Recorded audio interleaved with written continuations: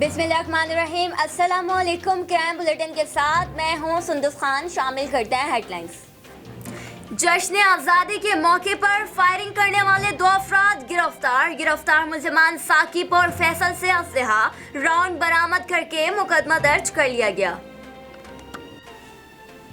Malir police की कार्रवाई सादी टाउन के करीब से डकैती और रहजनी की दर्जनों वारदातों में मुलव्विस मुलजिम गिरफ्तार। मुलजिम से गैर कानूनी असलहा बीमा लॉट मैगजीन्स बरामद करके मुकदमा दर्ज कर लिया गया।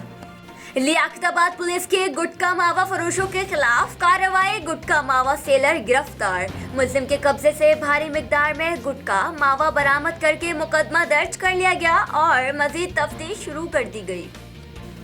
नूरजहां पुलिस की छापेमार कार्रवाई। छापे मारने के दौरान एक स्ट्रीट क्रिमिनल और 2 मंशियात फरोशों को गिरफ्तार कर लिया गया। मुलजमान के कब्जे से पिस्टल, नकदी, मोबाइल फोन्स और चर्स बरामद कर ली गई। मुलजमान के खिलाफ मुकदमा दर्ज। फिलवक्त इतना ही। मजीद खबरों और अपडेट्स के लिए विजिट कीजिए हमारी वेबसाइट csnlive.tv। इसके अलावा आप हमें फेसबुक और ट्विटर पर भी ज्वाइन कर सकते हैं। देखते रहिए CSN।